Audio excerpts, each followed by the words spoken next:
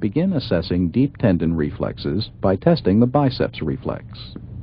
To do this, the patient's arm must be relaxed, partially flexed at the elbow, and positioned with the palm down. To stretch the muscle, depress the biceps tendon with your thumb or index finger. Strike your thumb or finger briskly with the reflex hammer. You should feel the biceps muscle contract and see flexion of the forearm.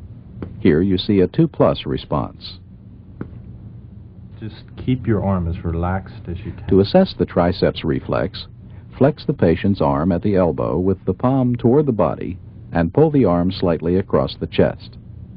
Strike the triceps tendon above the elbow. Watch for contraction of the triceps muscle and extension at the elbow. Here you see 2+ responses.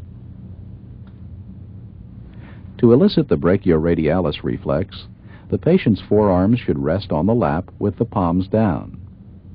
When the patient is ready, strike the radius 1 to 2 inches above the wrist. Observe for flexion and supination of the forearm.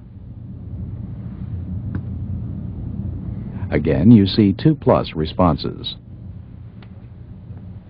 To test the knee reflex, locate the patellar tendon in the patient's flexed knee. Briskly tap the tendon just below the patella. Feel for contraction of the quadriceps and look for extension of the knee. These are 2+ responses.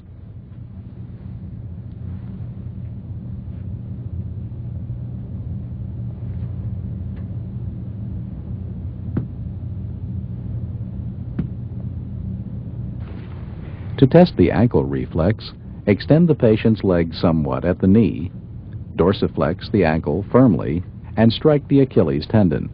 Feel and watch for plantar flexion. These are 2+ responses. Support your foot.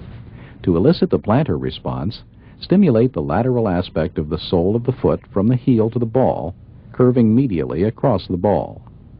Use the lightest stimulus that will provoke a response. Note movement of the toes, normally flexion. Dorsiflexion of the big toe with fanning of the other toes is a pathological response known as the Babinski response.